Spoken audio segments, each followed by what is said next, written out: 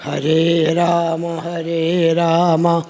രാമ രാമ ഹരേ ഹരേ, ഹരേ കൃഷ്ണ കൃഷ്ണ കൃഷ്ണ ഹരേ ഹരേ. ഹരേ രാമ രാമ രാമ ഹരേ ഹരേ, ഹരേ കൃഷ്ണ കൃഷ്ണ കൃഷ്ണ ഹരേ ഹരേ.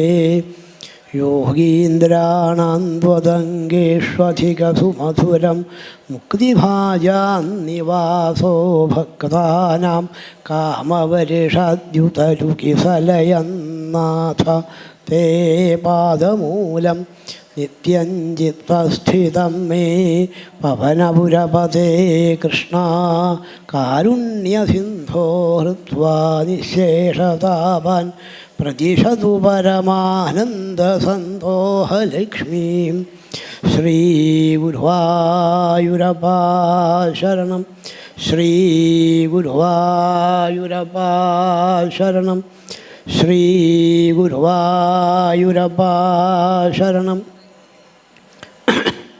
ഗജാനനം ഭൂതഗണാധിസേവിതം കപിധ്വജംബൂഫലസാരഭക്ഷിതം ഉമാസുതം ശോകവിനാശകാരണം നമാമി വിഘ്നേശ്വരപാദപങ്കജം. ശ്രീമഹാഗണപതയേ നമഃ. കോമളം ഗൂയയൻ വേണും ശ്യാമളോയം കുമാരക വേദവേദ്യം പരം ബ്രഹ്മ ഭാസതാം പുരതോ മമ, ഭാസതാം ഹൃദി മേ സദാ. സർവത്ര ഗോവിന്ദനാമസങ്കീർത്തനം, ഗോവിന്ദ ഗോവിന്ദ ധ്യേയം സദാ പരിഭവഗ്നമഭീഷ്ടദോഹം. തീർത്ഥാസ്പദം ശിവവിരിഞ്ചിനുദം ശരണ്യം ഭൃത്യാർത്തിഹം പ്രണതപാലഭവാബ്ധിബോധം. വന്ദേ മഹാപുരുഷ തേ ചരണാരവിന്ദം. ത്യക്വാ സുതുസ്ത്യജസുരേപ്സിതരാജ്യലക്ഷ്മീം ധർമ്മിഷ്ഠ ആര്യവചസാ യദഗാധരണ്യം മായാമൃഗം ദയിതയേപ്സിതമന്വധാവത്. വന്ദേ മഹാപുരുഷ തേ ചരണാരവിന്ദം. സർവത്ര ഗോവിന്ദനാമസങ്കീർത്തനം, ഗോവിന്ദ ഗോവിന്ദ ഗോവിന്ദനാമസങ്കീർത്തനം. ഇങ്ങോട്ട് കേൾക്കുന്നത് പോരായുണ്ട്, ജപിക്കാനായിട്ടാണോ നിശ്ചയില്ല. അങ്ങോട്ട് കേൾക്കണില്ലാന്നുണ്ടോ? അങ്ങനെ കേൾക്കണില്ലെങ്കിൽ മൈക്ക് വേണ്ടാന്ന് വയ്ക്കാം. അപ്പം ഇങ്ങോട്ടും കൂടി കേൾക്കണം. കുറച്ച് കാത് കഷ്ടിയുണ്ടേനു, അതുകൊണ്ടേ പറയാം. അപ്പോൾ കൂടുതൽ ശബ്ദത്തിൽ സർവത്ര ഗോവിന്ദനാമസങ്കീർത്തനം. ഇല്ലാഞ്ഞിട്ടല്ല, വേണ്ടാന്ന് വെച്ചിട്ടാണ്. വേണ്ടാന്ന് വയ്ക്കാൻ വേറെ വസ്തുക്കളുണ്ട്, അത് വേണ്ടാന്ന് വയ്ക്കാം. ഇത് വേണമെന്ന് വെക്കേണ്ടതാണ്. അതും 11ാമത്തെ ദിവസമാണ് ഇന്ന്. ഭാഗവതത്തിൽ 11ാമത്തെ ദിവസം. ഇവിടെ ഏകാദശസ്കന്ധം ആണ് വായിച്ചു കൊണ്ടിരിക്കുന്നത്. ഏകാദശസ്കന്ധം വളരെ പ്രധാനമായിട്ടാണ്. അതും ഉപദേശമാണ് പ്രധാനമായിട്ട്. ഏകാദശസ്കന്ധം, ദശമസ്കന്ധം ഉറച്ചാൽ അവർക്കാണ് ഏകാദശസ്കന്ധം. ദശമസ്കന്ധാണ് വാസ്തവം ഓർക്കേണ്ടത്. ശ്രീമൽ കഥാ ശ്രവണ കീർത്തന ചിന്തയൈതി എന്നാണ്. പ്രഹ്ലാദൻ നവധാഭക്തിയെ പറഞ്ഞു. ശ്രവണം, കീർത്തനം, വിഷ്ണു സ്മരണം, പാദസേവനം, അർച്ചനം, വന്ദനം, ദാസ്യം, സഖ്യം, ആത്മനിവേദനം. ഭക്തിയുടെ 9 ഭാവത്തെ പറഞ്ഞെങ്കിൽ ഇവിടെ ഭാഗവതം പറഞ്ഞു 9 വേണ്ട, 3 മതി കേട്ടോ. ശ്രവണ കീർത്തന ചിന്തയൈതി. ഭഗവാന്റെ കഥകൾ കേൾക്കുക, അത് കീർത്തിക്കുക, അത് മനസ്സിൽ ഓർപ്പിക്കുക. ഇത് മാത്രമേ വേണ്ടൂ. കീർത്തിക്കാൻ കേട്ടാലേ കീർത്തിക്കാൻ പറ്റുള്ളൂ. അപ്പോൾ കുറേ ഭാഗവതം കേൾക്കുക, കഴിഞ്ഞാൽ കുറേശ്ശൊക്കെ വായിക്കാറാവും. ആദ്യമൊക്കെ കേൾക്കാൻ വന്നിരുന്നാൽ കുറേശ്ശൊക്കെ തെറ്റി വായിക്കാറാവും. ഓരോ വായന കഴിയുമ്പോഴും തെറ്റ് കുറഞ്ഞ് തെറ്റ് കൂടുതലേ തെറ്റ് കുറയാൻ ചെയ്യാം. പക്ഷെ പരിപൂർണമായിട്ട് തെറ്റ് പോകുമോ എന്ന് ചോദിച്ചാൽ നിശ്ചയില്ല. നമ്മളൊക്കെ ഭാഗവത്തിലെ കുട്ടികളാണ്. എല്ലാം അറിയുന്ന ആൾ ഭഗവാനാണ്. ഇവിടെ ഭാഗവത കഥാതീർത്ഥം അങ്ങോട്ട് ഒഴുകിയെന്ന കഥാതീർത്ഥമാണ്. അതും തീർത്ഥഞ്ചക്രേ നൃപോനം എന്നാണ്. ഭഗവാന്റെ പാദതീർത്ഥത്തെ ഊനമാക്കിയിട്ടാണ് കഥാതീർത്ഥം. പാദതീർത്ഥത്തിലൊന്നും മുങ്ങണമെങ്കിൽ ഹരിദ്വാരത്തിലോ കാശിയിലൊക്കെ പോകണ്ടേ? അതിനിപ്പോൾ 2ാം സ്ഥാനമേ ഉള്ളൂ. 1ാം സ്ഥാനം കഥാതീർത്ഥത്തിന്. നമ്മളൊക്കെ മുങ്ങിയില്ലേ? കൃഷ്ണകഥയിൽ മുങ്ങിയിട്ടില്ലേ? മുങ്ങിയാൽ പോരാ, നില കിട്ടാതെ ആവണം ഇല്ലേ? നില കിട്ടാതെ ആയിട്ട് അതും ശ്രീശുകനെ പോലെ ശ്രീനാരദ മഹർഷിയെ പോലെയൊക്കെ ഭഗവാന്റെ തിരുനാമം കീർത്തിക്കാൻ ഗുരുവായൂരപ്പൻ ചോദിക്കുന്നുണ്ട് പട്ടേരിപ്പാടിനോട്, ഈ വാദം മാറിയാൽ എന്താണ് ഭാവം? വാദമായിട്ടാണ് ഇങ്ങോട്ട് വന്നത്. ഈ അസുഖം മാറിയാൽ എന്താണ് ഭാവം? വീണ്ടും തൃക്കണ്ടിയൂർക്ക് പോവുകയാണോ? അല്ല ഗുരുവായൂരപ്പ, ഇത് മാറിക്കഴിഞ്ഞാൽ ശുഖനാരദ ശ്രീശുകനെ പോലെ ശ്രീനാഥ മഹർഷിയെ പോലെ അങ്ങനെ ലജ്ജ വിട്ട് ഹരേ നാരായണ ഹരേ നാരായണ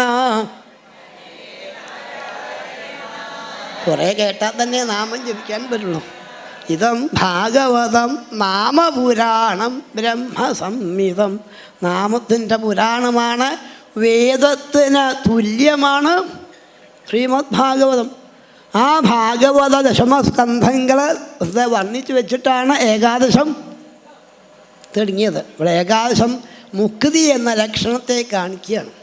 ഓരോരോ സ്കന്ധത്തിനും ഓരോരോ ലക്ഷണമാണ്. സർഗം, വിസർഗം, സ്ഥാനം, പോഷണം, ഊതി, മന്വന്തരം, ഈശാനുകഥ, നിരോധം, മുക്തി, ആശ്രയം എന്നാണ്. 10 ലക്ഷണമാണ്. നിരോധമാണ്, ദശമസ്കന്ധം കൊണ്ട് കാണിച്ചത് നിരോധമാണ്.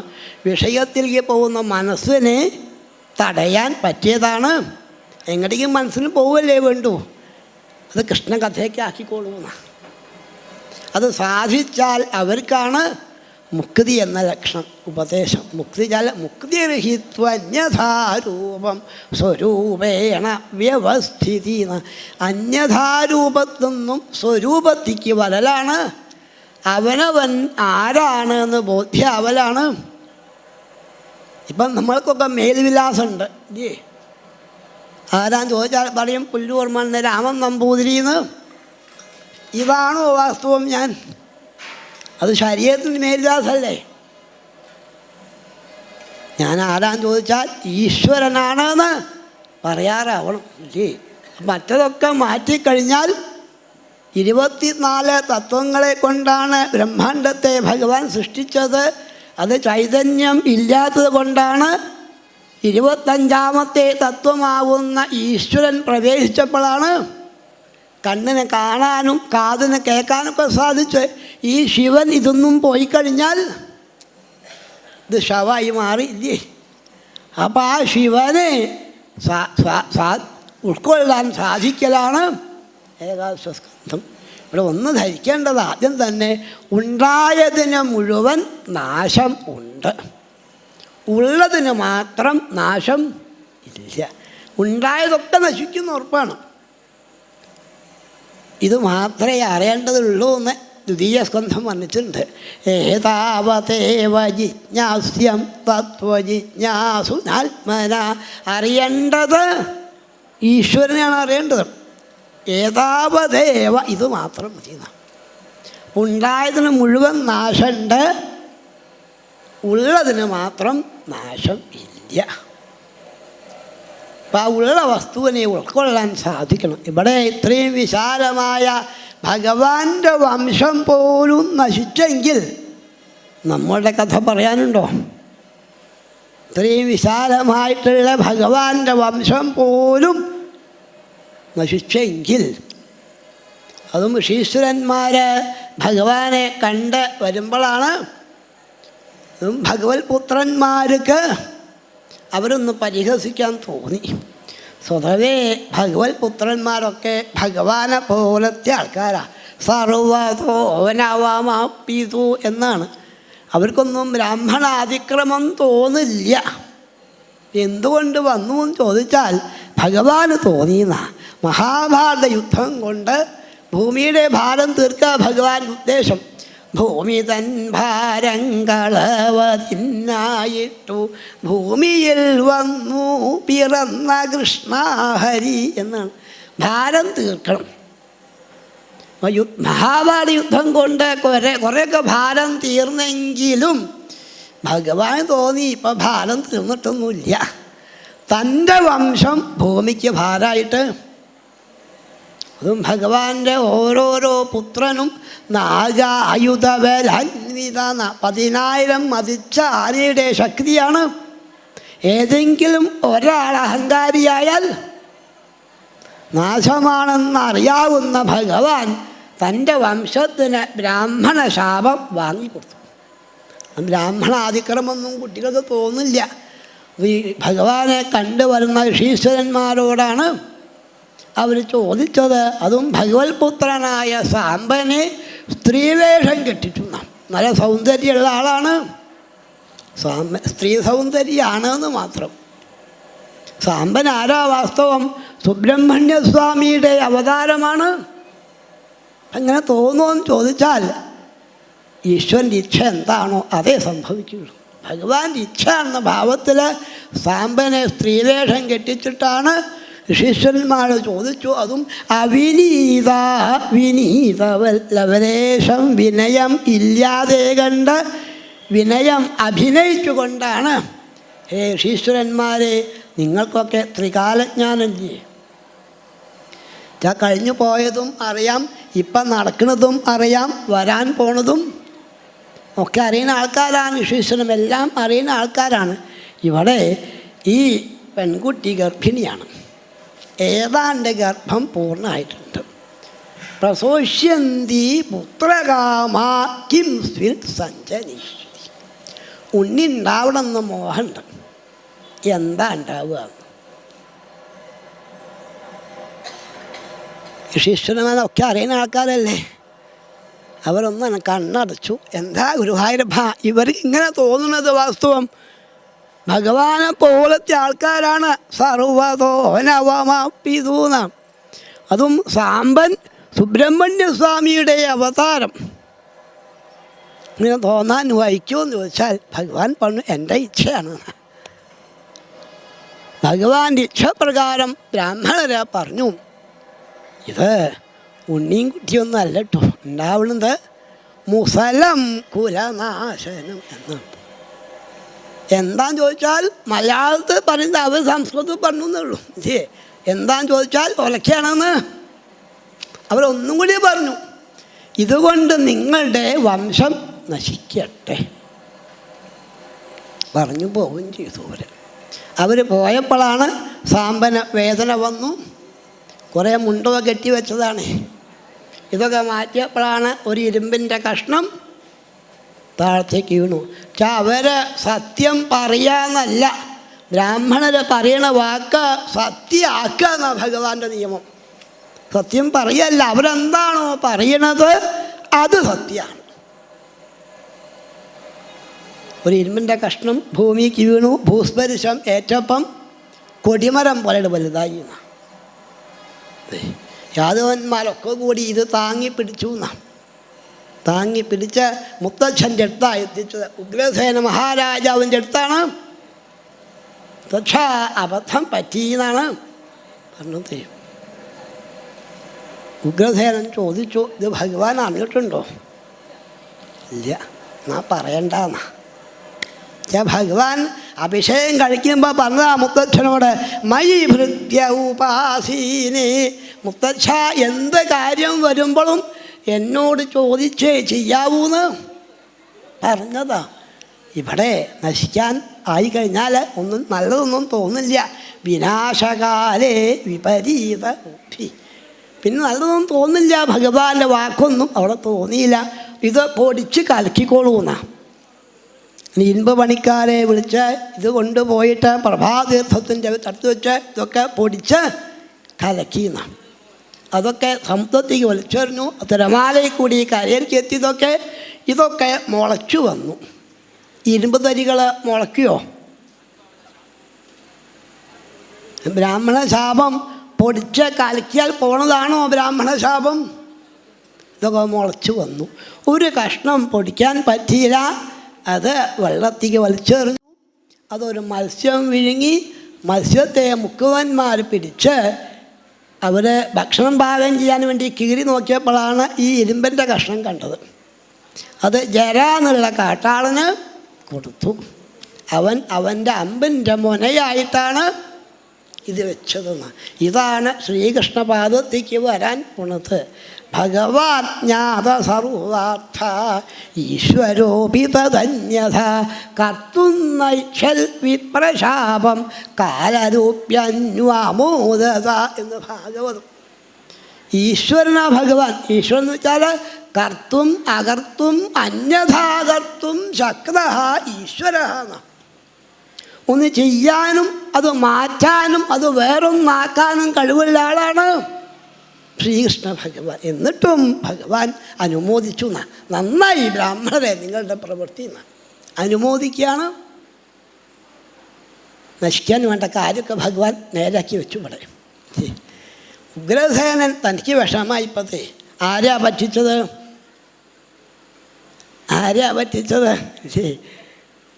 അവനവനൊരു കർമ്മം ചെയ്യുമ്പം പുറമെ ആരോടും ചോദിക്കേണ്ട, അവനവനോടാണ് ചോദിക്കേണ്ടത് അല്ലേ? ഞാൻ ഈ ചെയ്യണ പ്രവൃത്തി ശരിയാണോ എന്ന് അവനവനോടാണ്. നമ്മൾ ഉള്ളിൽ തന്നെ ഈശ്വരൻ ശോഭിക്കുന്നത്. അപ്പോൾ നശിക്കാറായാൽ അതൊന്നും ഓർമ്മ ഉണ്ടാവില്ല. ഇത് ഉഗ്രസേനൻ വസുദേവരെ കണ്ട് പറഞ്ഞു, ഇങ്ങനെയൊക്കെ ഉണ്ടായിട്ടോ, ഞാൻ പൊടിച്ച് കൽക്കാനൊക്കെയാണ് പറഞ്ഞതെന്നാ.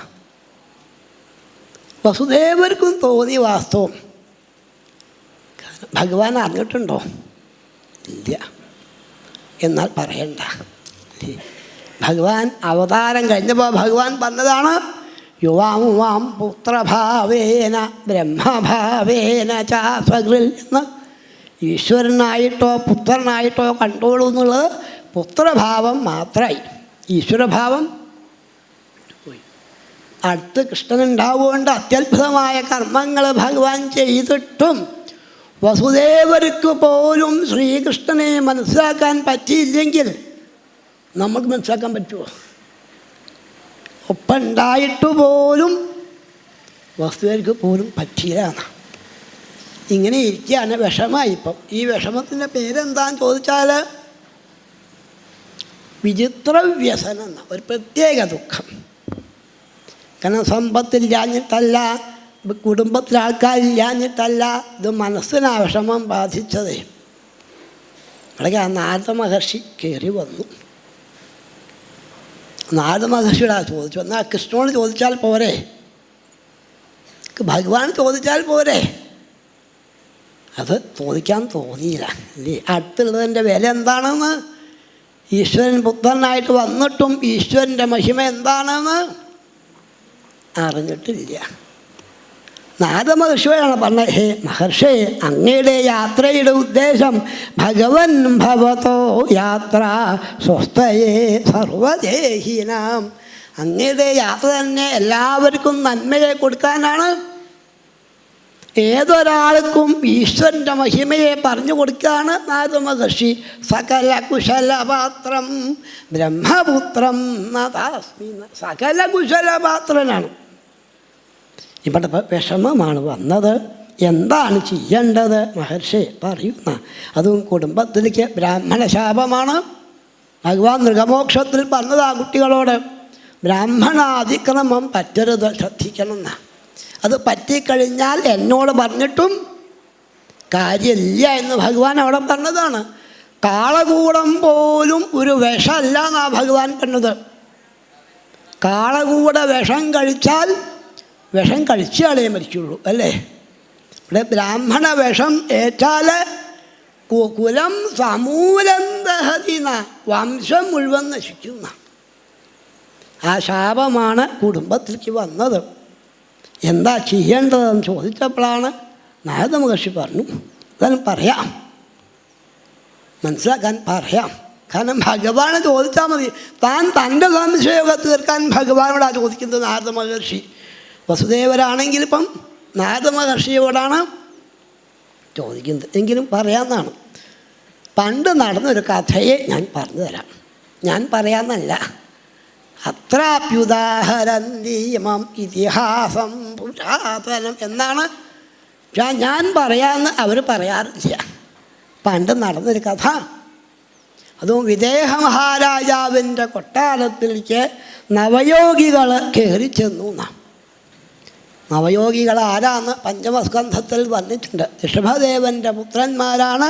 ഋഷഭദേവന് 100 പുത്രന്മാരാണ് ഉണ്ടായത്. മൂത്ത പുത്രനാണ് ഭരതൻ. പിന്നെ 9 പേര് കിട്ടിയ രാജ്യത്തെ 9 ഭാഗിച്ച് അവിടുത്തെ ഭരണാത്താക്കളാക്കി മാറ്റി. പിന്നെ 9 പേര് നവയോഗികൾ. പിന്നെ ബാക്കി ശേഷം വന്ന 81 പേര് കർമ്മം കൊണ്ട് ബ്രാഹ്മണരായി എന്നാണ് അവിടെ പറഞ്ഞിട്ടത്. ഇതും ഭഗവാൻ കുട്ടികളെ മുൻനിർത്തി ഭഗവാൻ ഉപദേശമുണ്ട്. പഞ്ചമസ്കന്ധത്തിൽ 5-ാമത്തെ അധ്യായത്തിൽ കുറേ ശ്ലോകങ്ങളൊക്കെ ഉണ്ട് ആ ഭഗവാന്റെ ഉപദേശം. ഈ ശരീരം എന്തിനാ ഭഗവാൻ തന്നത്? മൃഗങ്ങളെപ്പോലെ ജീവിക്കാനാണോ? നമ്മളോട് ഭാഗവതൻ ചോദിക്കുകയാണ്, മൃഗങ്ങളെപ്പോലെ ജീവിക്കാനാണോ? ആഹാരം, നീഹാരം, നിദ്ര, മൈഥുനം, ഈ 4 കാര്യം മാത്രം മതിയെങ്കിൽ ഒരു ശ്വാവായാൽ മതി. അവർ ഈ സുഖമൊക്കെ അനുഭവിക്കണ്ടേ? അല്ലെങ്കിൽ ഒരു പശുവായാൽ മതി. കഴിക്കണമുണ്ട്, വിസർജിക്കണമുണ്ട്, ഉറങ്ങണമുണ്ട്, സ്ത്രീ സുഖമൊക്കെ അനുഭവിക്കുന്നുണ്ട്. ഈ 4 മാത്രം മതിയോ? നമ്മളോട് ഭാഗവതം ചോദിക്കുക. അതുകൊണ്ട് കുട്ടികളെ ചെയ്യേണ്ട തപോ ദിവ്യം പുത്രകായേന സത്വം, കുട്ടികളെ ദിവ്യമായ തപസ് അനുഷ്ഠിക്കൂ എന്നാണ്. തപസ് എന്ന് വെച്ചാൽ ശരീരത്തെ ക്ലേശിപ്പിക്കലാണ്. കൊച്ചു ക്ലേശമൊക്കെയാണ് ഭാഗവതം കേൾക്കാൻ. ഇനി ഇവിടെ ക്ലേശമൊന്നുമില്ല. പരീക്ഷിത്ത് കേട്ട പോലെ കേൾക്കണേ. പരീക്ഷിത്ത് കേട്ടത് മണലിൽ ദർഭ വിരിച്ച് അതിലിരുന്നിട്ടാണ് പരീക്ഷിത്ത് കേട്ടത്. എന്താ കഴിച്ചതെന്ന് ചോദിച്ചാൽ പിബന്ധം ത്വന്മുഖാംഭോജച്യുതം ഹരികഥാമൃതം. എന്താ കഴിച്ചത്? ശ്രീശുകൻ പറയുന്ന കഥയാണ്. ഇവിടെ ഗണപതി ഇരിക്കാൻ സൗകര്യം ഒരുക്കി തന്നു. സ്റ്റൂളാണ് കൊണ്ടുവച്ചതെങ്കിൽ ചിലപ്പം ഉറക്കം വന്നാൽ വീണു പോകും. അപ്പം കസാല തന്നെ ഗണപതി കൊണ്ടുവച്ചു. അല്ല, കാറ്റുകൊണ്ട് ഭാഗവതം കേൾക്കട്ടെ എന്ന ഭാവത്തിലാണ് ഫാൻ വെച്ചു. എല്ലാ സൗകര്യവും മാത്രമല്ല, ഭക്ഷണം സദാസമയത്തും അവിടെ പോയാൽ സ്വാദിഷ്ടമായ ഭക്ഷണമാണ് ഗണപതി തരുന്നത്. ഇതൊക്കെ എന്തിനാ തരുന്നത്? ഇതൊക്കെ എന്തിനാ വാസ്തവം ഗണപതി പിടിക്കുകയെന്ന് ചോദിച്ചാൽ, എൻ്റെ ഉണ്ണിയുടെ കഥ കേട്ടോളൂ എന്നാ. എൻ്റെ മടിയിലിരിക്കുന്ന ഉണ്ണിയുടെ കഥ കേൾക്കാനാണ്. അത്രയും ശ്രദ്ധയോടുകൂടി ഭഗവാന്റെ കഥകൾ കേൾക്കാൻ സാധിക്കണം. ഇവിടെ അതിൽ നവയോഗികൾക്കാണെങ്കിൽ എവിടെ വേണമെച്ചാൽ കയറി ചെല്ലാൻ പറ്റിയ ആൾക്കാരാണ് നവയോഗികൾ. അവരാരും തടയൊന്നുമില്ല. അങ്ങനെയുള്ള നവയോഗികൾ ഒരിക്കൽ വിദേഹ മഹാരാജാവിൻ്റെ കൊട്ടാരത്തിൽ കയറി ചെന്നു. വിദേഹം എന്ന് വെച്ചാൽ തന്നെ അർത്ഥം ദേഹത്തിൽ അഭിമാനം ഇല്ലാത്ത ആൾക്കാരാണ്. വിഷമം വന്നാൽ പോവാൻ അവിടേക്ക് പോയാൽ മതി. നമ്മളോട് പറയുക, ദശമസ്കന്ധത്തിൽ വന്നിട്ടുണ്ട്. സമന്തകോപാഖ്യാനത്തിൽ ബലരാമസ്വാമിക്ക് വിഷമം വന്നു. തൻ്റെ കൃഷ്ണനെ പറ്റിയിട്ടാണ് സത്രായത്ത് പറയുന്നത്. എന്ത് രത്നം ചോദിച്ചിരുന്നു കൃഷ്ണൻ. അപ്പം കാണാനില്ല കേട്ടോ. ഇതാണ് കൃഷ്ണൻ ചോദിച്ചിരുന്നു, കാണാനില്ല. ഇതിങ്ങനെ പറഞ്ഞ് ഇവിടുന്ന് ഇറങ്ങിയുള്ള കഥ ഇവിടെ തന്നെ എത്തി, ഭഗവാന്റെ മുന്നിൽ എത്തി. രാമനെന്ന് കേട്ടപ്പം രാമന് വിഷമായി. വാസ്തവം കൃഷ്ണനെ പറ്റിയിട്ട് ആരെങ്കിലും എന്തെങ്കിലും പറഞ്ഞ് കേൾക്കുമ്പം ഭഗവാൻ രാമനാണ് വിഷമം. രാമൻ പറഞ്ഞത് അതും അന്വേഷിച്ചു പോയിട്ടും ശരിക്കും ആദ്യം കാണണ്ടായില്ല. എന്നിട്ട് ഭഗവാൻ നേരെ അങ്ങോട്ട് അഹം വിദേഹമിച്ഛാമി, ഞാൻ അങ്ങോട്ട് പോവുക കൃഷ്ണ എന്നാണ്. വിഷമം വന്നാൽ പോവേണ്ട സ്ഥലമാണ്, അവിടെ പോയാൽ വിഷമം ഇല്ലാതാക്കാം. അവർ സദാസമയത്തും ഭഗവത് കഥകൾ കേൾക്കണു, ഭഗവത് കഥകൾ പാടണു. വിഷമം വന്നാൽ തീർക്കാൻ നമ്മളോട് പറയുന്നത് ഭഗവാന്റെ കഥകൾ കേൾക്കുക, കഥകൾ പാടുക. ഇവരെ 9 പേരും ഇങ്ങോട്ട് വന്നപ്പം അവരെ വേണ്ട പോലെ സ്വീകരിച്ച് സിംഹാസനം കൊടുത്ത് ഇരുത്തി പൂജിച്ച് നമസ്കരിച്ച് വിദേഹ മഹാരാജാവ് ചോദിച്ചത്, ഹേ സജ്ജനങ്ങളെ, ദുർലഭോ മാനുഷോ ദേഹോ ദേഹീനാം ക്ഷണഭംഗുര തത്രാപി ദുർലഭം മന്യേ വൈകുണ്ഠ പ്രിയദർശനം. ഈ ജന്മം തന്നെ ദുർലഭമായി കിട്ടുന്നതാണ്. മനുഷ്യജന്മം പുരഞ്ജനോപാഖ്യാനം പറഞ്ഞിട്ടുണ്ട്. അനവധി ജന്മം കഴിഞ്ഞിട്ടാണ് ഭാരതഭൂമിയിൽ നവദ്വാര സമേതമായ ശരീരം ജീവന് ദുർലഭമായി കിട്ടുന്നതാണ്. ഏവം ദുർലഭ്യ വസ്തുന്യപി സുലഭതയാ ഹസ്തലബ്ധേയതന്യൽ. ദുർലഭമായിട്ടുള്ളത് സുലഭമായി കൈ കിട്ടിയില്ലേ? ഭാരതഭൂമിയിൽ മനുഷ്യന്മം കിട്ടിയിട്ടില്ലേ? കിട്ടി. എങ്കിലും ഇതുകൊണ്ട് അതും ഇങ്ങനെ ജന്മം കിട്ടിയാൽ തന്നെ തത്രാപി ദുർലഭം മന്യേ വൈകുണ്ഠ പ്രിയ ദർശനം. അതും ഭഗവത് ഭക്തനെ കാണാൻ സാധിക്കുക എന്നുള്ളത് വളരെ ദുർലഭ. ഇതാ മഹാദേവൻ പറഞ്ഞത്. സജ്ജനങ്ങളെ കാണാൻ തന്നെ വാസ്തവം ഇരിക്കാണ്. അത് തനിക്ക് സാധിച്ചു എന്നാണ്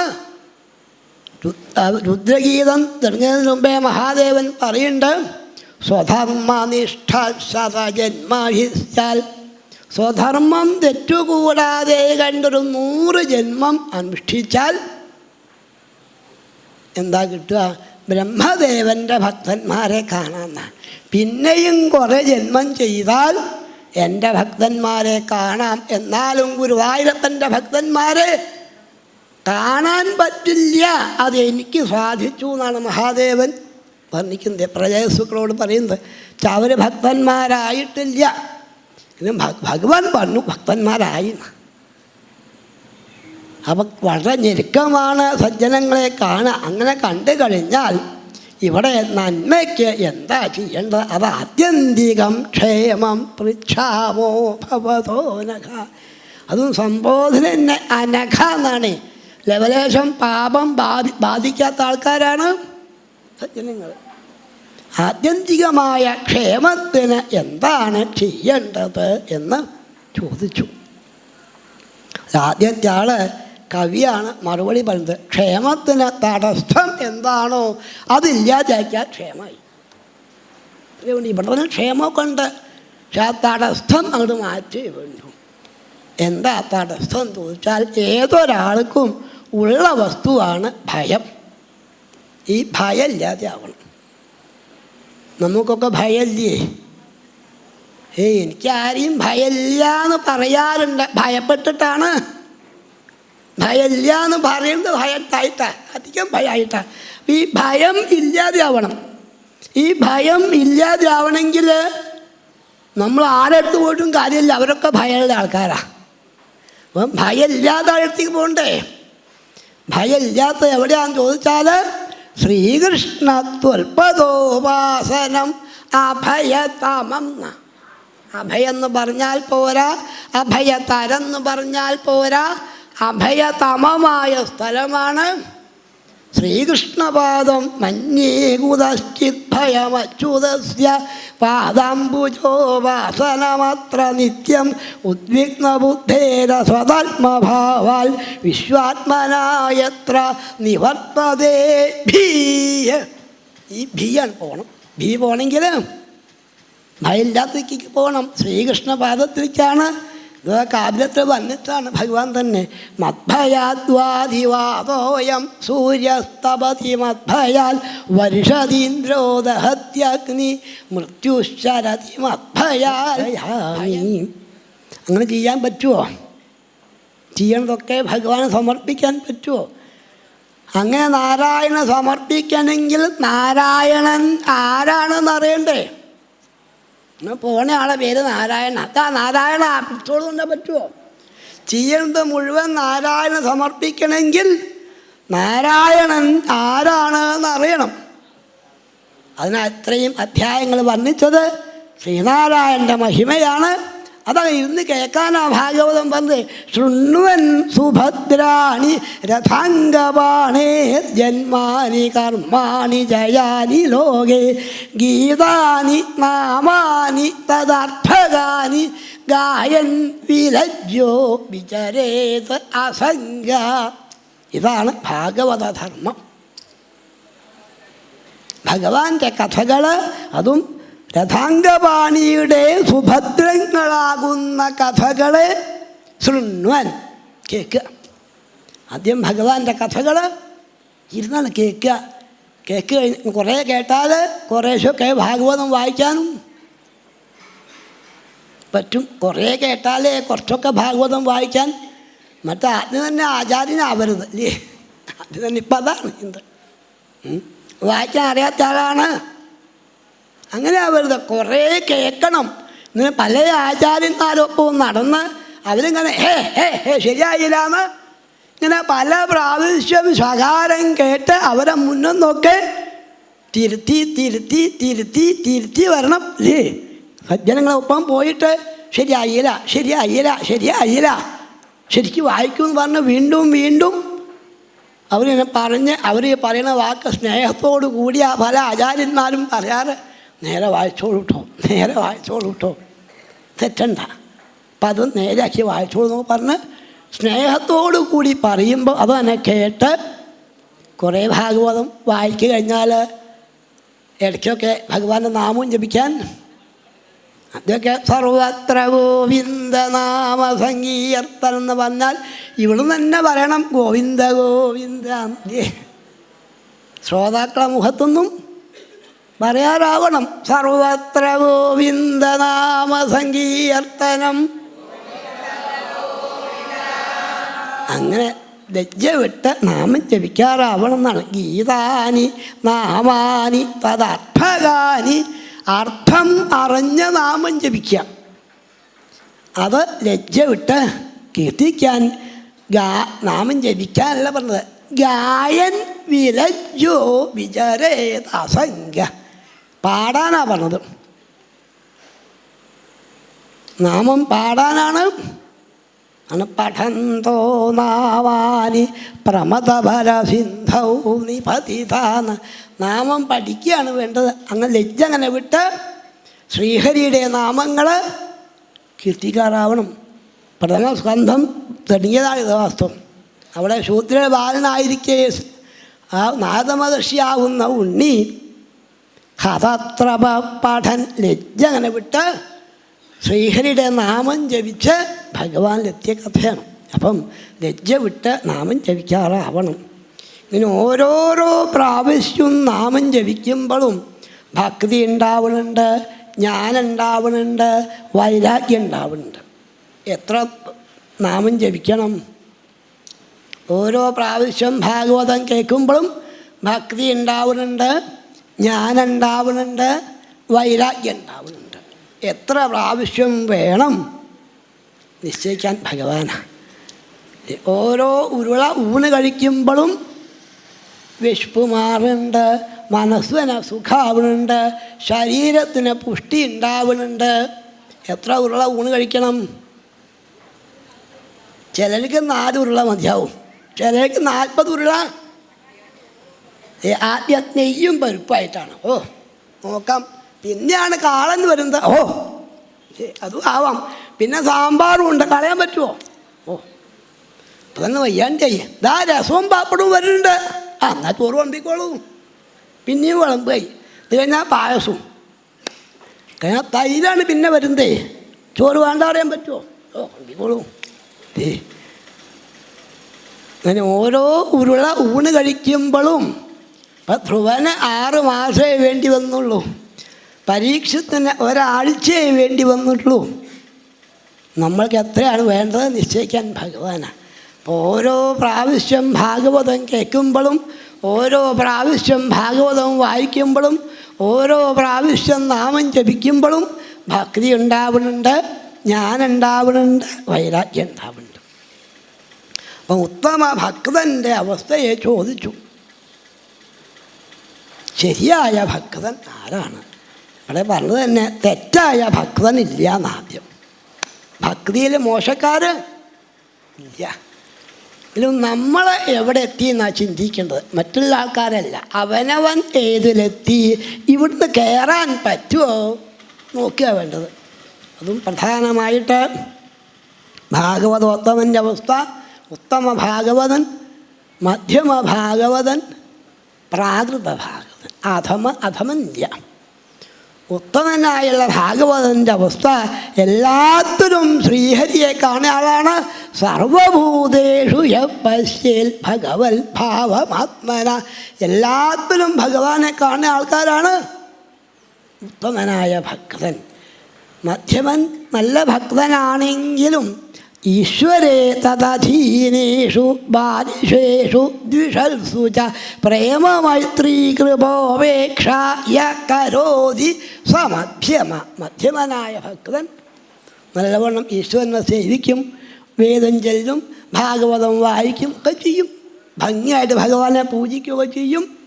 എങ്കിലും ഭക്തി ഇല്ലാത്ത ആൾക്കാരുടെ അടുത്തേക്ക് വല്ലാണ്ട് പോവില്ല. ഈ ഭക്തി പോവുമെന്നൊരു പേടി അതുകൊണ്ട് അങ്ങനെ ഒരു ഉപേക്ഷാ മനോഭാവം കാണിക്കുന്ന ആൾക്കാർ മധ്യമന്മാരെന്ന് പറഞ്ഞു.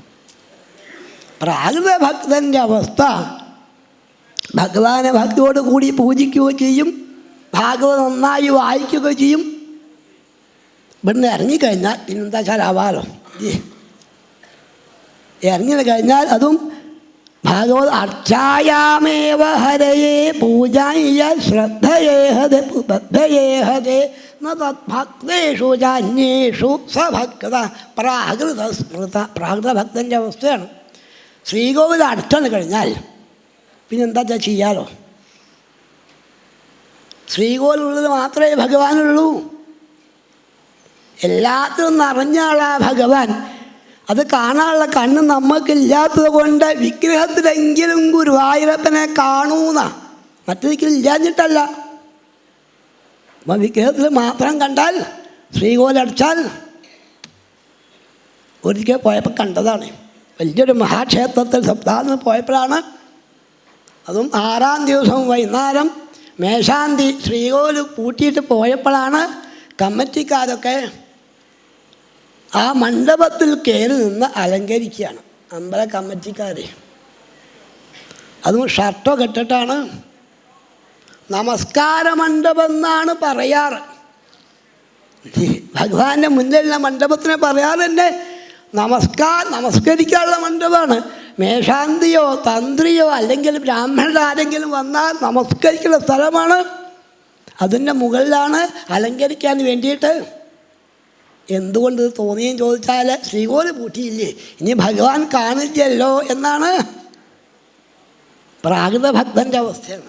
എങ്കിലും ഉത്തമനായ ഭക്തനാവണം. അപ്പം നമ്മൾ എതിർപ്പെട്ടു എന്ന് ചിന്തിക്കുക, ഒന്ന് കയറാൻ പറ്റുമോ എന്ന് നോക്കുക. ഉത്തമനായ ഭക്തൻ പ്രണയരശനയാ ധൃതാംഗ്രി പത്മ സഭവതി ഭാഗവത പ്രധാന ഉക്ത.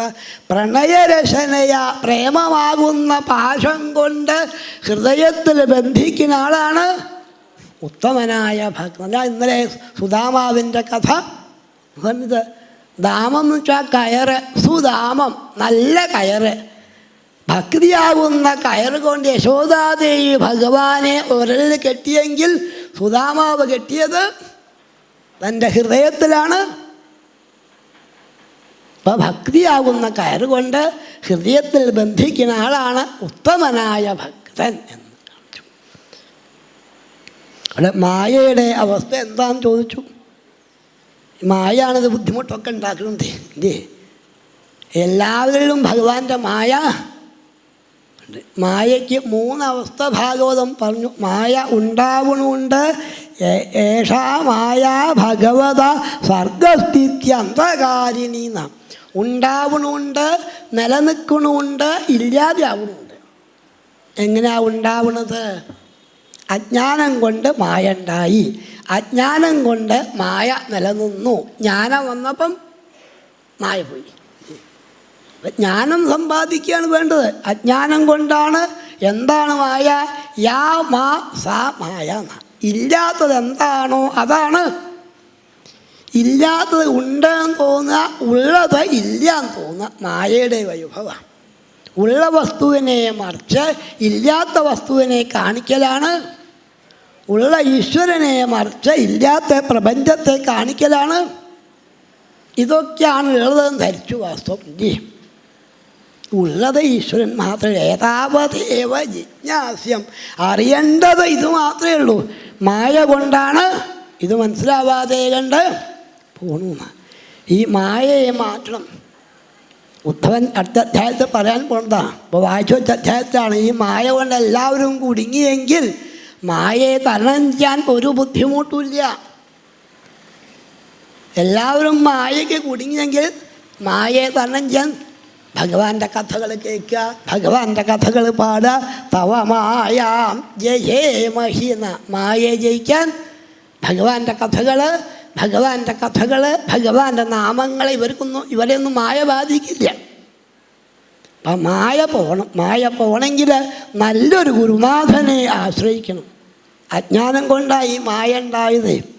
അത് പോകണമെങ്കിൽ നല്ലൊരു ഗുരുനാഥനെ ആശ്രയിക്കണം. എങ്ങനത്തെ ഗുരുനാഥൻ വേണമെന്ന് ചോദിച്ചാൽ തസ്മാത് ഗുരും പ്രപദ്യേത ജിജ്ഞാസു ശ്രേയ ഉത്തമം ശാബ്ദേ പരേ ച നിഷ്ണാദം ബ്രഹ്മണ്യുപശമാശ്രയം.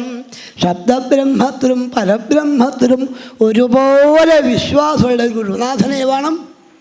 ഈശ്വര വിശ്വാസമുള്ള ഗുരുനാഥനെ വേണം ആശ്രയിക്കാൻ. അങ്ങനെ ഗുരുനാഥൻ്റെ മുഖത്തുനിന്നും ഭഗവാന്റെ കഥകൾ കേൾക്കുക, ഭഗവാന്റെ കഥകൾ പാടുക. മറ്റുള്ള ഗ്രന്ഥങ്ങളെ ഒന്നും നിന്ദിക്കാൻ പോണ്ട. ഭാഗവതിക്ക് ശ്രദ്ധ കൊടുക്കുക. ശ്രദ്ധാം ഭാഗവതേ ശാസ്ത്രേ അനിന്ദാം. മറ്റൊന്നും നിന്ദിക്കണ്ട. നമ്മളുടെ ശ്രദ്ധ ഭാഗവതിക്ക് കൊടുക്കുക. അങ്ങനെ കുറേ പ്രാവശ്യം ഭാഗവതം കേൾക്കുക, വായിക്കുക ചെയ്യുമ്പം മായ പോയിക്കോളും. നല്ലൊരു ഗുരുനാഥനെ ആശ്രയിച്ചാൽ മായ ഇല്ലാതാക്കാം. എന്നിട്ട് ഭഗവാന്റെ കഥകൾ കേൾക്കുക, ഭഗവാൻ ഇഷ്ടമായ കർമ്മങ്ങൾ ചെയ്യുക. അന്യോന്യം പറയേണ്ടത് പരസ്പര അനുകഥനം പാവനം ഭഗവദ്യശ. എന്തെങ്കിലും നാവിന് പറയല്ലേ വേണ്ടു. കണ്ടുമുട്ടിയാൽ പറയേണ്ടത് ഭഗവാന്റെ കഥകൾ പറഞ്ഞോളൂ. വേറൊന്നും പറയാ വിഷയത്തിക്ക് മനസ്സ് പോവാതെ കണ്ട് ഭഗവാന്റെ കഥകൾ പാടുക, ഭഗവാന്റെ കഥകൾ പറയുക, ഭഗവാന്റെ കഥകൾ കേൾക്കുക. ചിലപ്പം നൃത്തം വയ്ക്കുകയോ ചെയ്യും. ആ പരാഭക്തി വന്നാൽ പ്രഹ്ലാദനെ പോലെ ധ്രുവനെ പോലെയൊക്കെ ചിലരെ കൈ കൊട്ടി പാടും, ചിലരെ എണീറ്റ് നിന്ന്. നമുക്ക് അത്രയൊന്നും എത്തിയിട്ടില്ല അല്ലേ. പരദേശത്തു നിന്ന് വരുന്ന ആൾക്കാരൊക്കെ കൃഷ്ണാവതാരമൊക്കെ വായിക്കുമ്പോൾ അവർ തുള്ളിച്ചാടും. നമ്മൾക്ക് അത്ര ആയിട്ടില്ല. ആയിക്കോളും കുറച്ച് കഴിഞ്ഞാലൊക്കെ ആയിക്കോളും. അങ്ങനെ നൃത്തം വയ്ക്കുക, പ്രഹ്ലാദനെ പോലെ ധ്രുവനെ പോലെയൊക്കെ ലജ്ജ വിട്ട് നാമം ജപിക്കാറാവും. അപ്പം എവിടെയാണ് നാരായണൻ ചോദിച്ചു. എല്ലാ ദിക്കും നിറഞ്ഞ ആളാണ്. എവിടെയൊക്കെ ഉണ്ടാവണുണ്ടോ, എവിടെയൊക്കെ ഇല്ലാതാവുന്നുണ്ടോ, എവിടെയൊക്കെ നിലനിൽക്കണുണ്ടോ അത് മായയുടെ പ്രഭാവമാണ്. ഉണ്ടാവണതും നിലനിൽക്കുന്നതും എല്ലാ ദിക്കും നിറഞ്ഞ ആളായ ഈശ്വരൻ. പക്ഷെ അത് മനസ്സിലാക്കാതിരിക്കുന്നതാണ് മായയുടെ പ്രഭാവം. അതിനാണ് കർമ്മയോഗം പറഞ്ഞത്. കർമ്മം എന്തിനു വേണ്ടിയെന്ന് ചോദിച്ചാൽ എന്നും കർമ്മം ചെയ്യാനല്ല. ഇതാണ് വേദം. ശരിക്ക് ആർക്കും മനസ്സിലാവില്ല എന്നാണ് വേദത്തിലാണ് ഇതൊക്കെ പറഞ്ഞത്. വേദമാണെങ്കിൽ പരോക്ഷമാണ്. കേട്ടാൽ അങ്ങനെയാണെന്ന് തോന്നും, വാസ്തവം അർത്ഥം അതല്ല. നമ്മൾ ഈ വ്യാഖ്യാനമൊന്നും വേദത്തിക്ക് കൊണ്ടുപോയിട്ട് ഏകാദശസ്കന്ധം 21-ാം അധ്യായത്തിൽ തന്നെ ഉദ്ധവൻ പറയേണ്ട ഭഗവാനെ ഇത് മനസ്സിലായിട്ടില്ല. വേദത്തിൽ എന്താണ് പറഞ്ഞതെന്ന് ഭഗവാൻ പറഞ്ഞു. ഉദ്ധവനത് ബോധ്യമായില്ലേ, മനസ്സിലായില്ല എന്ന് ബോധ്യമായില്ലേ? ഇതാർക്കും മനസ്സിലാവേണ്ടതല്ല. പരോക്ഷമാണ് വേദം, പരോക്ഷമാണ്. അഷ്ടമസ്കന്ധത്തിൽ തന്നെ പറയണ്ട, ശുക്രാചാര്യ ബലിയോട് പറയുന്നുണ്ട്, ബലി ആദ്യം തരാമെന്ന് പറഞ്ഞു, പിന്നെ ഭഗ്നി തരില്ല എന്ന് പറയാൻ. കൊടുക്കാമെന്ന് പറഞ്ഞല്ലോ, ഇനി കൊടുക്കില്ല എന്ന് പറഞ്ഞാൽ പോരെ, അത് കളവാവില്ലെന്ന് ചിലതൊക്കെ പറയാമെന്ന് ശുക്രൻ. അങ്ങനെ ശുക്രൻ പറയുമോ? കളവ് പറയാൻ ഗുരുനാഥൻ പറയുമോ? ഒന്നവിടെ പരീക്ഷിച്ചിരിക്കുകയാണ്. തൻ്റെ ശിഷ്യന് തെറ്റു പറ്റുമോ എന്ന് അറിയണ്ടേ. തൻ്റെ ശിഷ്യൻ്റെ മുന്നിലേക്ക് ഭഗവാനെ വരുത്തി പരീക്ഷിച്ചു. അത് ജയിച്ച ആളാണ് ബലി. ജയിച്ചു എന്നാ. ഭഗവാന്റെ മായയെ പോലും അജയ്ഷീതജയാം മായയെ പോലും ജയിച്ച ആളാണ്. അപ്പോൾ ഈ വേദം ശരിക്ക് ആർക്കും മനസ്സിലാവുന്നതല്ല, പരോക്ഷമാണ്. അതും കുട്ടികൾക്കൊക്കെ മരുന്ന് കൊടുക്കും പോലെയെന്നാ. എന്തിനാ മരുന്ന് കൊടുക്കുന്നത്? അസുഖം മാറി മരുന്ന് കൊടുക്കാതിരിക്കാൻ വേണ്ടിയിട്ടാണ്, എന്നും കൊടുക്കാനല്ല. ഡോക്ടർ പറഞ്ഞു 2 ദിവസം രാവിലെയും വൈകുന്നേരവും ഓരോ ഗുളിക കൊടുത്തോളൂ എന്ന് പറഞ്ഞാൽ ഈ കേട്ട ആൾ ഒരു പെട്ടി ഗുളികയൊന്നും വാങ്ങിക്കൊണ്ടാറില്ല. ആ പറഞ്ഞ ഗുളിക മാത്രമേ വാങ്ങിക്കൊണ്ടുവരുള്ളൂ. അതന്നെ കൊടുക്കാൻ മടിയാണ്. അസുഖം മാറിയാൽ പിന്നെ കൊടുക്കണ്ടല്ലോ. ഇതുപോലെയാണ് ഈ കർമ്മമൊക്കെ. വാസ്തവം പറഞ്ഞത് കർമ്മത്തൊന്നും വിടാനാണ്. കർമ്മമോക്ഷായ കർമാണി, കർമ്മത്തൊന്നും വിടാനാണ് കർമ്മം പറഞ്ഞത്. എങ്ങനെയാണ് കർമ്മത്തൊന്നും വിടുക? കർമ്മമൊക്കെ ഭഗവാനിൽ അർപ്പിക്കുക. എന്നാൽ കർമ്മം നമ്മളെ വിട്ടു പോയിക്കോളും, നമ്മൾ കർമ്മത്തെ വിടണ്ട. കർമ്മങ്ങളൊക്കെ ഭഗവാനിൽ അർപ്പിക്കുക. അതിന് പൂജാവിധിയെയും പറഞ്ഞു കൊടുത്തു. പൂജാവിധിയാണെങ്കിൽ നല്ലൊരു മാർഗ്ഗമാണ് പൂജാവിധി. അതും വിഗ്രഹം ഉണ്ടാക്കേണ്ട രൂപത്തെ കാണിച്ചു കൊടുത്തു.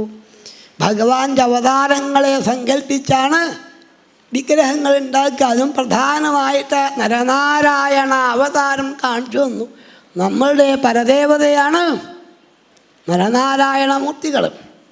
അവരവതാരം കഴിഞ്ഞപ്പോഴാണ് അവർ തപസ് ചെയ്യാൻ വേണ്ടി പുറപ്പെട്ടപ്പം ഇന്ദ്രൻ കുറേ ആൾക്കാരെ അയച്ചു എന്നാണ്. ഇന്ദ്രൻ്റെ കയ്യിൽ കുറേ ആൾക്കാരുണ്ട്. പ്രത്യേകിച്ചും തപസ് മുടക്കുന്ന ആൾക്കാരാണ്.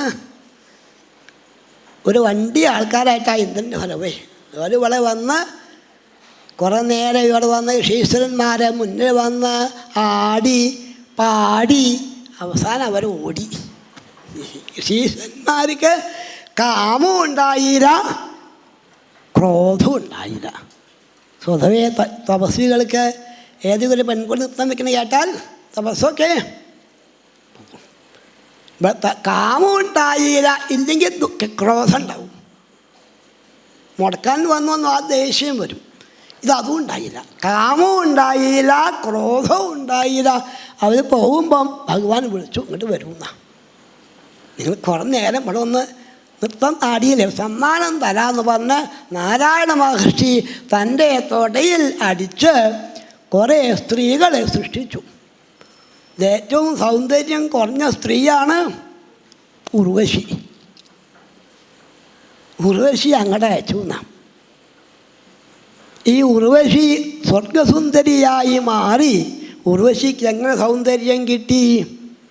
ശ്രീനാരായണ മഹർഷിയുടെ മകളാവുകൊണ്ടാണ്. അപ്പോൾ ശ്രീനാരായണ സൗന്ദര്യം എത്രയാ? സൗന്ദര്യോത്തരതോപി സുന്ദരതരം ത്വദ്രൂപമാശ്ചര്യതോപ്യാശ്ചര്യം ഭുവനേന കസ്യ കുതുകം പുഷ്ണാതി വിഷ്ണോ വിഭോ.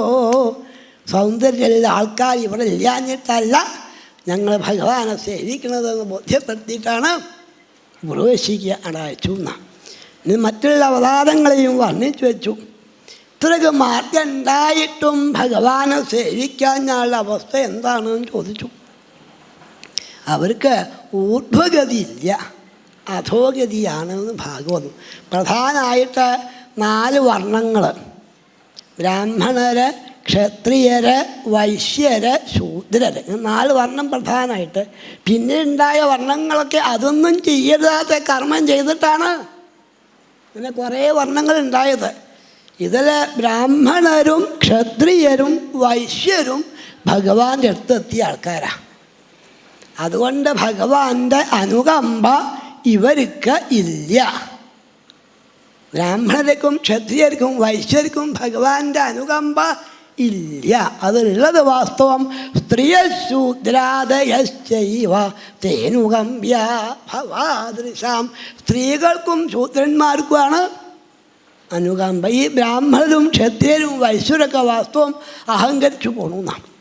ഒന്നും അറിയാതെ കണ്ടും അനവധി കർമ്മങ്ങൾ ഒന്നും അറിയാതെയാണ് കർമ്മം ചെയ്യുന്നത്. വാസ്തവം കർമ്മണ്യഗോവിത സ്തബ്ധ മൂർഖ പണ്ഡിതമാനിന വദന്തി ചാടുകാൻ മൂഢയാമാധ്യാഗിരോത്സുക.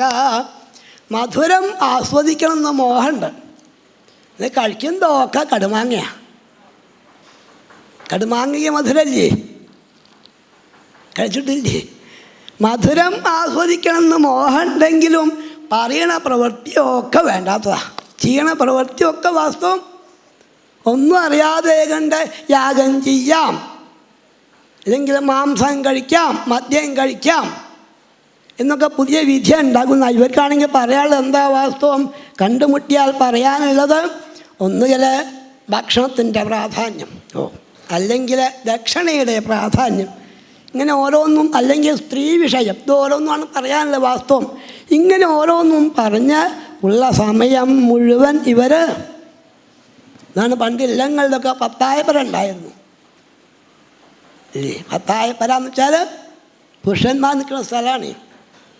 ഇങ്ങനെ അങ്ങോട്ടും ഇങ്ങോട്ടും നടക്കുക, മുറുക്കുക, തുപ്പുക, വേണ്ടാത്ത ഇങ്ങനെ പറയുകയും ചെയ്യുക അല്ലേ ഉള്ളൂ. വേണ്ടാത്ത ഇങ്ങനെ പറയുക, അവനവൻ്റെ മേനി പറയുക, അല്ലെങ്കിൽ മറ്റുള്ളവരുടെ ദോഷത്തെ. ഇതാണ് വാസ്തവം. ഈശ്വരൻ്റെ കഥയല്ല. മറ്റുള്ളവരുടെ ദോഷം പറയുക, അവനവൻ്റെ മേനി പറയുക. ഇതല്ലാതെ കണ്ട് ഇവർക്ക് ചെയ്യാൻ പറ്റുന്നില്ല. ഇവിടെ പട്ടേൽപ്പാട് ഗുരുവായൂരപ്പ താദൃശമാം, എന്നെ ഈ കൂട്ടത്തിൽ പെടുത്തരുതെന്ന്. എൻ്റെ കഴുത്തിലും ഒരു പൂണൂരുണ്ട് അല്ലേ? അതിനു വേണ്ടി പുതിയ നിയമവും ഇറക്കുന്ന ഈ ബ്രാഹ്മണരെ. മദ്യം കഴിക്കാം, മാംസം കഴിക്കാം, എവിടെയാ വിധി എന്നാണ് ചോദിച്ചത്. അങ്ങനെ മോഹമുള്ള ആൾക്കാർ, മദ്യം കഴിക്കാൻ മോഹമുള്ള ആൾക്കാർ അതിന് വേണ്ട യാഗം ചെയ്ത് സ്രുവത്തിൽ മദ്യത്തെ എടുത്ത് അഗ്നിയിൽ പാകം ചെയ്ത് ഘ്രാണഭക്ഷോന്നേ ഉള്ളൂ. ഘ്രാണിക്കാൻ, വായൽ ഒഴിക്കാൻ പറഞ്ഞിട്ടില്ല, ഘ്രാണിക്കാനേ ഉള്ളൂ. അങ്ങനെ മോഹമുള്ള ആൾക്കാർ അങ്ങനെ ചെയ്തോളൂ എന്നാണ്. സ്ത്രീസുഖം അനുഭവിക്കണമെന്ന് മോഹമുള്ള ആൾക്കാരാണെങ്കിൽ വിവാഹത്തിൽ കൂടിയേ അനുഭവിക്കാവൂന്ന. വിവാഹം കഴിക്കാമെന്നല്ല, മോഹമുള്ള ആൾക്കാർ എങ്ങനെങ്കിലും നടക്കരുതെന്ന് ഞാൻ ഭാഗവതം പറഞ്ഞു. അതിൽ കൂടിയേ അനുഭവിക്കാവൂന്ന. ഇങ്ങനെ വേണ്ടാത്തതും പറഞ്ഞ് അധപ്പതിക്കണമെന്നാണ്. പിന്നെ ഓരോരോ യുഗത്തിലും ഭഗവാനെ സേവിക്കേണ്ട വിധിയെ പറഞ്ഞു കൊടുത്തു. കൃതയുഗം, ത്രേതായുഗം, ദ്വാപരയുഗം, കലിയുഗം, 4 യുഗം. കൃതയുഗത്തിൽ എല്ലാവരും കൃതകൃത്യന്മാരാവുകൊണ്ട് ധ്യാനത്തിൽ കൂടി ശ്രീഹരിയിൽ എത്താം. ദ്വാപരയുഗം ആയപ്പോഴേക്ക് ശക്തി കുറഞ്ഞു. അങ്ങനെ ധ്യാനിക്കാനുള്ള കഴിവൊന്നും വാസ്തവം ഇരിക്കാൻ പോലും പറ്റാത്ത അവസ്ഥയാണ് അല്ലേ? ഒന്ന് ശരിക്കും ഇരിക്കണമെങ്കിൽ ഒന്ന് കസാല ഉണ്ടായിരിക്കാൻ പറ്റുള്ളൂ. ഒന്ന് ശരിക്കും ഇരിക്കാനും പ്രാണനെ ഒതുക്കാനും ധ്യാനിക്കാനും ഒന്നും സാധാരണക്കാർക്ക് പറ്റിയ മാർഗമല്ല. അവിടെ ദ്വാപരയുഗത്തിലാണ് യാഗാദികളൊക്കെ പറഞ്ഞത് വാസ്തവം. യാഗാദികളിൽ മൃഗത്തിൻ്റെ വപെടുക്കണം പോയിട്ടേ. ഈ വപെടുത്താൽ ആ മൃഗം പിന്നെ പോവുമോ? ജീവൻ എടുക്കാൻ നമ്മളോട് പറഞ്ഞിട്ടില്ല. അത് കൊടുത്ത ആൾക്ക് മാത്രമേ അധികാരമുള്ളൂ എടുക്കാൻ ഇല്ലേ? ഈശ്വരനാണ് ജീവൻ വെച്ചത്. ഈശ്വരന് മാത്രമേ പരശുരാമൻ അമ്മയെ വധിച്ചു എന്ന് വെച്ച് നമ്മൾ പോയാൽ നമ്മൾ ജയിലിൽ കൊണ്ടാക്കും ഇല്ലേ? ഈശ്വരനെ അത് പറഞ്ഞുള്ളൂ. മൃഗത്തിൻ്റെ വപെടുക്കാനൊന്നും. അതുകൊണ്ട് കേരളീയരൊക്കെ യാഗം ചെയ്യുമ്പം അരിമാവ് കൊണ്ടാണ് അശ്വത്തിനെയും ഒക്കെ ഉണ്ടാക്കുക. ദ്വാപരയുഗത്തിൽ പൂജാവിധി. പൂജയ്ക്ക് പ്രധാനമായിട്ട് ശുദ്ധം നോക്കണം. ശുദ്ധമായ സ്ഥലം വേണം, ശുദ്ധമായ ദ്രവ്യം വേണം, ശുദ്ധമായ ആൾക്കാർ വേണം. മല്ലിയോടൊക്കെ അടിക്കടി പോയി കുളിച്ചിരുന്നു എന്ന് കേട്ടിട്ടുണ്ട്. നമസ്കരിക്കുമ്പോഴാണ് ആരെയും തൊടും. നന്നായിട്ടുണ്ട്, അദ്ദേഹം കുളിക്കാനാണ്, നന്നായി പറഞ്ഞ് കുളിക്കാനാണ് പോവുക. അപ്പോൾ ശുദ്ധമായ സ്ഥലം വേണം, ശുദ്ധമായ ദ്രവ്യം വേണം, ശുദ്ധമായ മനസ്സ് വേണം, ശുദ്ധമായ ആൾക്കാർ വേണം പൂജിക്കാനൊക്കെ. ഇന്ന് നമ്മളിരിക്കുന്നത് കലികാലത്തിലാണ്. ഇതൊന്നും ശുദ്ധമായ സ്ഥലവുമില്ല, ശുദ്ധമായ ദ്രവ്യവുമില്ല. അങ്ങാടി പോയിട്ട് വാങ്ങാൻ പോയാൽ പൂജയ്ക്കാണെന്ന് പറഞ്ഞാൽ അവൻ കടിച്ചേ തരുള്ളൂ. ശുദ്ധമായ സ്ഥലവുമില്ല, ശുദ്ധമായ ദ്രവ്യമില്ല. ഇതൊക്കെ ശുദ്ധമാണെങ്കിലും മനസ്സ് എപ്പോഴും അശുദ്ധമാണ്. ഓരോരോ വേണ്ടാത്ത വികാരങ്ങളാണ്. അപ്പോൾ നമുക്കും പറ്റിയ മാർഗം അല്ല വാസ്തവം. പൂജ വേണ്ടെന്നല്ല, പൂജ കഴിക്കുകയാണ് വേണ്ടത്. നമുക്ക് എല്ലാവർക്കും പറ്റിയ മാർഗം അല്ല ഈ കലികാലത്ത്. കലികാലത്ത് വാസ്തവം യജ്ഞയ്യ സങ്കീർത്തന പ്രായയ്യ യജന്തി ഹി സുമേധസ. വെറും സങ്കീർത്തനം മാത്രം മതി. 2 കഥയെ ഭാഗവതം വെച്ചു. ഒന്നുകിൽ ബ്രഹ്മദേവനും മഹാദേവനുമൊക്കെ പൂജിക്കുന്ന ശ്രീകൃഷ്ണപാദത്തെ വന്ദേ മഹാപുരുഷ തേ ചരണാരവിന്ദം, ശ്രീകൃഷ്ണപാദത്തെ ആശ്രയിക്കുക. അല്ലെങ്കിൽ ദണ്ഡകാദ്യ വനങ്ങളിൽ നടന്ന് കല്ലും മുള്ളും കൊണ്ട് വിണ്ടുള്ള രാമപാദത്തെ വന്ദേ മഹാപുരുഷ തേ ചരണാരവിന്ദം. ശ്രീരാമപാദത്തെ ആശ്രയിക്കുക, ശ്രീകൃഷ്ണപാദത്തെ ആശ്രയിക്കുക, ശ്രീരാമകഥയെ ആശ്രയിക്കുക, ശ്രീകൃഷ്ണ കഥയെ ആശ്രയിക്കുക, ശ്രീരാമനാമത്തെ കീർത്തിക്കുക, ശ്രീകൃഷ്ണനാമത്തെ. ഈ രാമനാമവും കൃഷ്ണനാമവും കൂടിയതാണ് കലിസന്തരണ ഉപനിഷത്ത് മന്ത്രമാണ്. ഈ 16 നാമം ജപിക്കലാണ് കലിയെ ജയിച്ചു എന്നാണ് ബ്രഹ്മദേവൻ പറയുന്നത്. അതുകൊണ്ട് ഈ 16 നാമം ഭാഗവത രാമായണ സാരമാണ്. ഹരേ രാമ ഹരേ രാമ രാമ രാമ ഹരേ ഹരേ, ഹരേ കൃഷ്ണ കൃഷ്ണ കൃഷ്ണ ഹരേ ഹരേ. ധ്രുവമഴ നോക്കുകൊണ്ടാണ് കൃതാദിഷു പ്രജാരാജൻ കലാവിച്ഛന്തി സംഭവം. കൃതയുഗത്തിലെ ആൾക്കാർ പോലും മോഹിക്കാണ്, ഗുരുവായൂരപ്പ ഈ കലികാലത്ത് ഹരിസ്മരണയോട് കൂടെ ജന്മം കിട്ടണേന്ന് അവർ പോലും മോഹിക്കുക. എന്നാൽ വേറൊന്നും ചെയ്യണ്ട, ഭഗവാന്റെ തിരുനാമങ്ങനെ കൃത്യം മതി. അപ്പം അവർ പോലും മോഹിക്കുകയാണ്. ഇവിടെ ആണെങ്കിൽ നദിയിലെ വെള്ളമൊക്കെ വാസ്തവം തീർത്ഥാണ്, ശുദ്ധീകരിക്കുന്നതാണ്. പ്രത്യേകിച്ചും താമ്രപർണി നദീയത്ര കൃതമാലാഭയസ്വിനി കാവേരീ ച മഹാപുണ്യ പ്രതീജീ ച മഹാനദി യേ പിബന്തി ജലം താസാം മനുജാ മനുജേശ്വര. ഈ നദിയിലെ വെള്ളം കുടിക്കുക, നദിയിൽ പെട്ടൊന്ന് കുളിക്കുക. നദിയിലെ വെള്ളം നമ്മളെ ഭാരതപ്പുഴയും ഇതിൽ പെട്ടുണ്ട്. പ്രതീജീ ച മഹാനദി നമ്മളെ ഭാരതപ്പുഴയാണ് ഈ നദി. അപ്പോൾ നദിയിലൊക്കെ പോയി നദിയിലെ വെള്ളമൊക്കെ വാസ്തവം തീർത്ഥാണ്. അതിൽ പോയിട്ട് കുളിക്കുക, ആ വെള്ളത്തെ സേവിക്കുക, അത് മാത്രം മതി എന്നാണ്. ഇവിടെ നാരദ മഹർഷി പറഞ്ഞു, ഹേ വസുദേവര്, അങ്ങെന്തിനാ ഭയപ്പെടുന്നത്? ഇത്രയും കാലം ഒപ്പം ഭഗവാനൊപ്പമല്ലേ ഉണ്ടായത്, അങ്ങെന്തിന് ഭയപ്പെടണം? സർവേശ്വരനല്ലേ പുത്രനായിട്ട് വന്നത്. അതും വൈരഭാവത്തിൽ വന്നുള്ള ആൾക്കാർ പോലും വൈരേണയനൃപതയ ശിശുപാല പൗണ്ഡ്രശാല്വാദയോഗ്യതിവിലാസവിലോകനാദ്യയ്യ. പൗണ്ഡ്രഗാദിയിലെ ആൾക്കാരൊക്കെ, സാൽവം തുടങ്ങിയ ആൾക്കാരൊക്കെ വൈരഭാവത്തിൽ വന്ന് ഭഗവാനിലെത്തിയ ആൾക്കാരാണ്. ശിശുപാലാദികളൊക്കെ വൈരഭാവത്തോടു കൂടിയാണ് വന്നെങ്കിലും ഭഗവാനിലെത്തിയ ആൾക്കാരാണ്. അങ്ങീ ഭഗവാനെ സ്നേഹിക്കല്ലേ ഉണ്ടായിട്ടുള്ളൂ. അങ്ങനെ വിളിച്ചായ ചെയ്യാറെന്താന്ന് ചോദിച്ചാൽ രാമകൃഷ്ണ രാമകൃഷ്ണ എന്നല്ലേ എപ്പോഴും ജപിക്കാറ്. അവർക്ക് വേറെ ഓമനപ്പേരൊന്നും ഇട്ടിട്ടില്ല. ഓ രാമകൃഷ്ണ. ഇടയ്ക്ക് ഭാഗവതം പറയുന്നുണ്ട്, ഇനി മാറ്റി പറഞ്ഞെങ്കിൽ കൃഷ്ണരാമവും എന്ന് പറഞ്ഞോളൂ എന്നാ, അല്ലെങ്കിൽ രാമകൃഷ്ണവും കൃഷ്ണരാമവും, അല്ലാതെ വേറൊന്നും. അപ്പം രാമകൃഷ്ണ രാമകൃഷ്ണ എന്ന് പറയല്ലേ ഉണ്ടായിട്ടുള്ളൂ. പക്ഷെ ഒന്ന് ധരിച്ചോളൂ കേട്ടോ, സ്വന്തം ഉണ്ണി എന്ന് മാത്രം വിചാരിക്കേണ്ട കൃഷ്ണന് സർവേശ്വരനാണ് എന്ന് നാരദ മഹർഷിയാണ് ബോധ്യപ്പെടുത്തി കൊടുത്തു. എല്ലാ സംശയങ്ങൾക്കും തീർന്നു. വസുദേവർക്ക് എല്ലാ സംശയവും തീർന്നു. പ്രാർത്ഥിച്ചു, ഗുരുവായൂരപ്പ ഇനി മായയെ പറഞ്ഞയക്കരുത് കേട്ടോ. മായ പല പ്രാവശ്യം വന്നിട്ടുണ്ട്. അവതാരം കഴിഞ്ഞപ്പം ഭഗവാൻ ശരിയായ രൂപത്തെ കാണിച്ചു കൊടുത്തു, പിന്നെ രൂപം മാറ്റി. എന്നിട്ട് ആ ഉണ്ണിയെ എടുത്ത് അമ്പാടി കൊണ്ട് കടത്തി മായ എടുത്തു പോന്നു. പരബ്രഹ്മത്തെ അവിടെ കൊണ്ട് കടത്തിയിട്ടാണ് മായയെ കൊണ്ട് മായയാണ് കൊണ്ടുപോകുന്നത്. ആ കംസവധം കഴിഞ്ഞപ്പം ഭഗവാൻ ബോധ്യപ്പെടുത്തിയിട്ടുണ്ട്, വസുദേവരെയും ദേവകിയെയും രാമകൃഷ്ണന്മാരാണ് നമസ്കരിച്ചപ്പം വിജ്ഞായ ജഗദീശ്വരോ എന്ന ഭാവത്തിൽ തൊഴുതുകൊണ്ട് നിൽക്കുകയാണ് ദേവകിയും വസുദേവരും ചെയ്ത്. എൻ്റെ കുട്ടികൾക്ക് കംസനെ കൊല്ലാനൊന്നും കഴിയില്ല, ഇവരെ സർവേശ്വരന്മാരാണെന്നും ബോധ്യമായിട്ട് വസുദേവരെ ദേവകിയും തൊഴുതുകൊണ്ട് നിൽക്കുകയാണ്. അവിടെ ഭഗവാന്റെ മായ.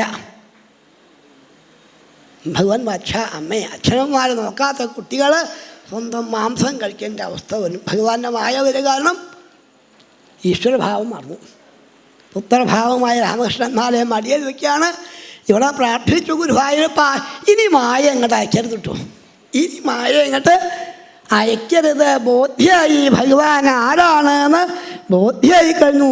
ഏതശ്രുത്വാ മഹാഭാഗോ വസുദേവോതി വിസ്മിത ദേവകീ മഹാഭാഗ ജഹദുർമോഹമാത്മന. വസുദേവർക്ക് എല്ലാ സംശയവും തീർന്നു, ദേവകിക്കും എല്ലാ സംശയവും തീർന്നു. ഈ സംശയം തീർന്നാൽ അത് ബോധ്യപ്പെടുത്തണ്ടേ? എങ്ങനെയാ ബോധ്യപ്പെടുത്തുക? ഭഗവാനെ ബോധ്യപ്പെടുത്തുക. സംശയം തീർന്നെങ്കിൽ തീർന്ന ആൾക്കാർ ഹരേ രാമ ഹരേ രാമ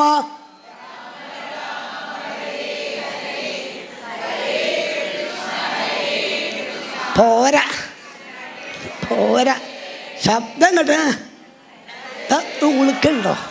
ഭഗവാന്റെ തിരുനാമം സംശയം തീരാത്ത ആൾക്കാർ ഇവിടെ ഗണപതി പറയാ, അതാ സംശയം തീർത്തോളൂ, ജപിച്ചോളൂ, എൻ്റെ ഉണ്ണികൃഷ്ണനെ ജപിച്ചോളൂ എന്ന് പറയാണ്. ഹരേ രാമ രാമ രാമ ഹരേ ഹരേ, ഹരേ കൃഷ്ണ കൃഷ്ണ കൃഷ്ണ ഹരേ ഹരേ. ആ സംശയം നമ്മൾക്കൊന്ന് തീർത്തിട്ട് പൊന്നു ഗുരുവായൂരപ്പൻ്റെ പാദത്തിൽ ഭക്തി ഭഗവാൻ തട്ടെ, നാളെ നാമം ജപിക്കാൻ സാധിക്കൂ. ദേവകിയെ പോലെ വസുദേവരെ പോലെ ലജ്ജനെ വിട്ട് നാമം ജപിക്കാൻ നമ്മളെയും അനുഗ്രഹിക്കട്ടെ എന്ന് പ്രാർത്ഥിച്ച് എല്ലാം ഭഗവാന്റെ പാദത്തിൽ സമർപ്പിക്കുക. സർവത്ര ഗോവിന്ദനാമ സങ്കീർത്തനം ഗോവിന്ദ ഗോവിന്ദ. കായേന വാചാ മനസേന്ദ്രിയർവാ ബുദ്ധ്യാത്മനാ വാനുസൃതസ്വഭാവാൽ കരോമി യദ്യൽ സകലം പരസ്മൈ നാരായണായേതി സമർപ്പയാമി. സർവത്ര ഗോവിന്ദനാമ സങ്കീർത്തനം ഗോവിന്ദ ഗോവിന്ദ.